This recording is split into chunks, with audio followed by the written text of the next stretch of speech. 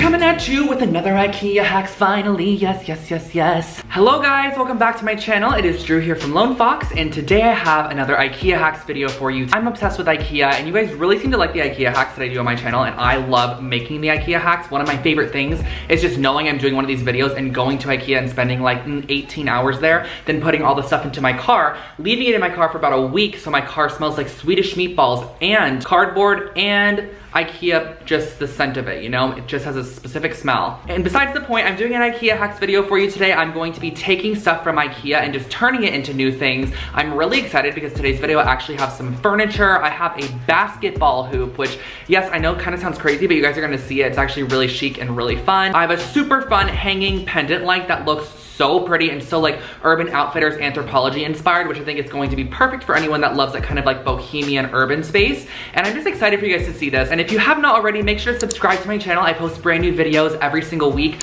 so you can get your daily dose of DIY. And if you'd like to, you can also follow me on Lone Fox Home on Instagram, or you can follow my personal Instagram where I share more of my fashion, and that is I'm Drew Scott, which I'll put on the screen right here. But without further ado, I think we should jump on into today's IKEA hacks because they're really good ones and I'm so excited for you guys to see them. So let's just get started.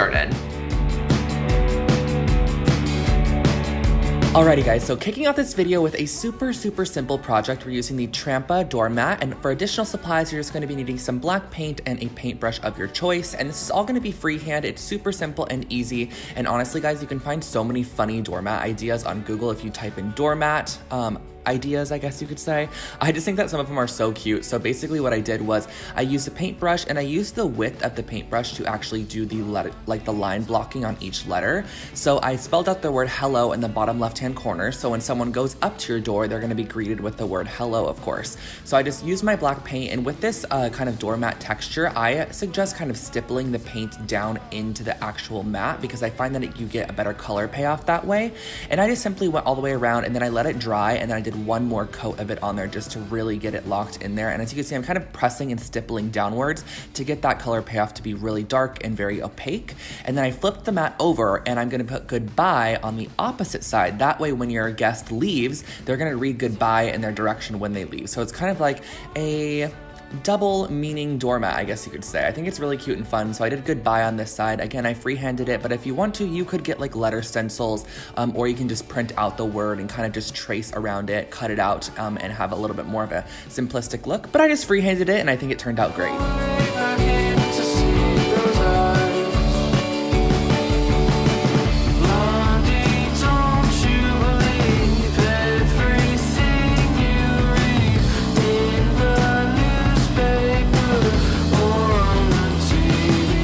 This is probably one of my favorite projects in the video for sure, and I'm using the Stockholm 2017 tray, which is actually currently on sale at IKEA for $24.99, but I did have one in my own collection, so I just pulled that one out and used it. I'm also using 3 hairpin legs from Amazon and some strong bond adhesive, which I will link those below for you guys. And all I started off by doing was flipping over my tray, and I'm going to be gluing down these hairpin legs in a kind of triangular shape. And what I suggest doing is adding glue to the bottom side, because essentially these are supposed to be screwed onto like your item, but the tray is not that thick, so I just decided to glue it down, and then make sure that you add glue into those holes and kind of make sure it overflows over the top, which is kind of going to act as almost like a reinforcement for that leg to stay on there. But this glue is super strong bond. I actually buy it at Michael's. It's like, I live by this. I use it all the time on my projects. I think it's amazing. But just get it in those holes, glue it down in all 3 sections, and then I suggest just letting it dry overnight. And then once you are completely done, you have a perfect little side table or nightstand, whatever you want to use this for. It could even be a plant stand.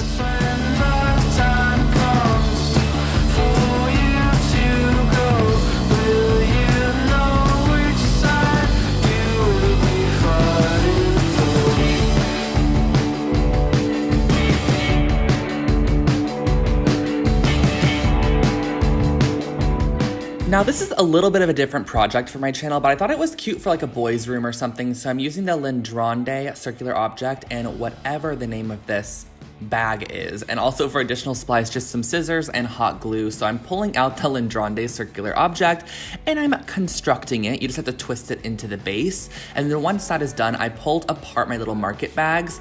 And these are just little mesh like market bags you can take with you, I guess, to like the farmer's market or something. And I'm actually cutting the whole net portion off of the handle. And we're gonna be using both of these, so make sure to cut it really nice and cleanly. So I just use my fabric scissors and I cut around to create this net. And when you take it off, it's actually a rectangle shape, which is perfect because we're gonna be gluing the rectangle shape around the base of the circle because we're gonna be creating a little like cute, chic, minimal basketball hoop.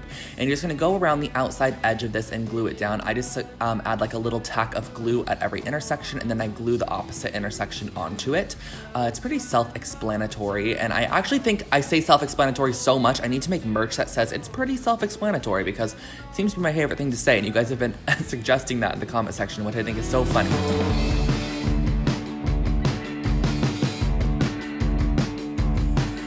And once it is completely attached, I just glued the start and the finish kind of up towards the base of the basketball hoop. And then what I did was I glued together the net so that it created a circle because at the moment it was kind of had an open back, and you're just gonna glue the pieces together. It's really easy. You're just gonna connect them up and you're going to basically stitch this back together. And then what I did was I cut the little bottom portion off and I cut in between each of the little like squares that it has on the net. That way you have a clean edge. And then lastly, I used the handle portion because the net at the bottom just looked kind of unfinished. So I used the handle portion kind of as a little bit of a sealant, I guess, for the bottom, or just to make it look a little bit cleaner. So I just wrapped that around the bottom portion, cut off the excess, and it just overall gave it a little bit more of a finished look. And then all you have to do is glue on a little string to hang it up, and I suggest gluing this as high as you can, that way it doesn't stick that far off the wall.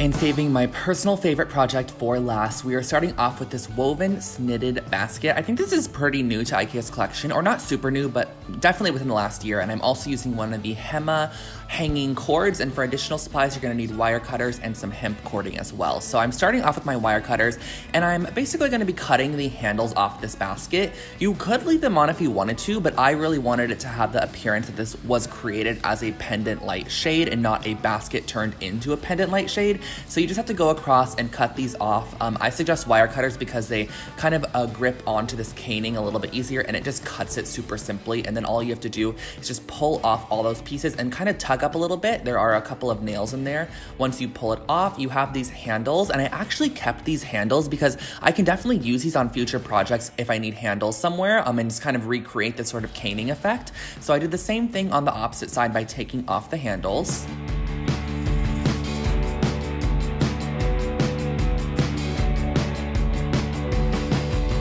Once those handles were removed, I flipped the basket over, and we're gonna have to create a bit of an opening because these sections at the bottom are too close together to fit the cord through. So all I did was I used my wire cutters to just cut in that downward motion directly diagonal across from each other. So I cut out two sections, as you can see here, cut out 1 and 2, and it's super simple to cut these out. You're just creating a little bit of a larger gap.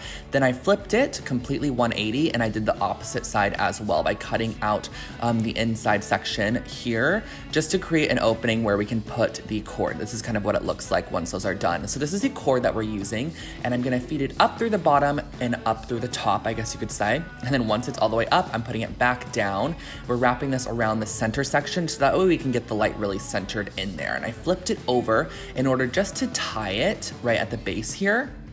And then I'm actually going to feed the cord back through so that you're able to hang it. So you're gonna feed it back through so that the cord is going through the top portion of the basket, and then the light's gonna be in there, and then the cord is on the top. And I used a little bit of hemp cording up here just to kind of blend in and kind of camouflage with the actual basket, and I just tied it in a couple of knots, that way it stayed nice and secure up there. And then I screwed in an Edison bulb, and you have a perfect little hanging pendant light.